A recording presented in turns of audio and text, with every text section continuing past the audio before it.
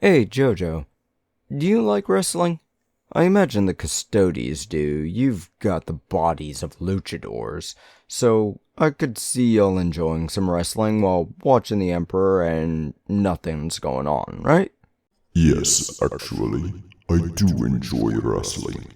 We at the Imperial Palace sometimes do that while we are waiting for a new blood game to start. I should probably talk about the blood games before you drop me off with the Emperor, but I'll wait until Wednesday. Right now, let's talk about a weirdly specific game that actually got me a chuckle. Worldwide Wrestling, the role-playing game. Is anything going on to make me want to talk about this game? Well, no, the Paul versus Tyson boxing match is coming up, but this isn't about boxing. This is about wrestling. Now, this book alone is kind of interesting in it has 10 gimmicks that are essentially the stereotypes of characters in a wrestling ring. Each one has a basic description that only one sentence. So if you think of something different, you could come up with your own. This game looks like it's just stupid fun. It looks like it uses a dice pool system, though it may also use a single d6 system, which I've seen a few games too. I'm about 12 or 13 pages into a pirated version of the core rulebook, in fact. I think the only rulebook for this game, actually. I should probably look if there's even a physical version of this book anywhere, but it really does look like a fun little PvP focused game with some wrestling shenanigans. Now, I want to admit, there's a major issue with this fun-looking game. Trying to find out how to make a character is a major issue. Table of contents is absolutely pointless. I was digging through the book looking for an exact step-by-step to make a character, and I find a little excerpt on page 15 or something. Let me double check. 70. And looking through this, I realized something. Those gimmicks we were talking about earlier are also your classes, which the reference tells you about. As for a character sheet, I think this game may not actually have an official one, but I did find a fan-made PDF online. Squarespace. Maybe I should start going here more often.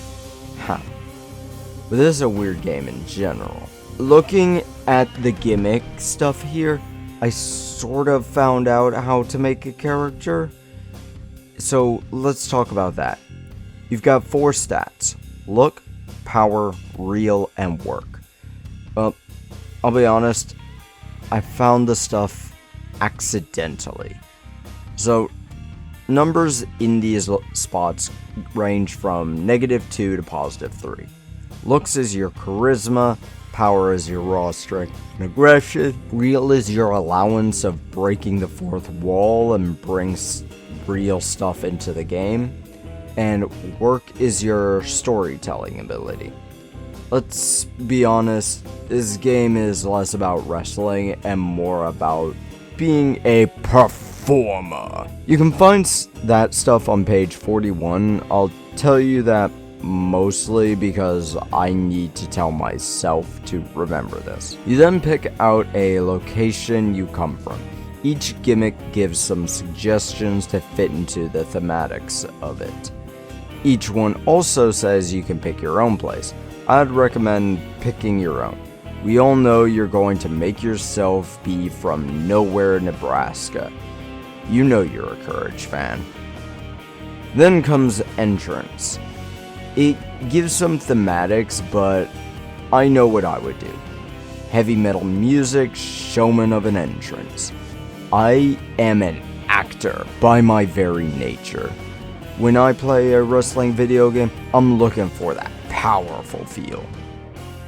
Name and look are next. Come up with something that fits your theme of a gimmick. Farm girl with some Daisy Dukes. Crypt keeper with some Slipknot mask going on. The Iron Bee with some straps on your shirt. It's entirely up to you.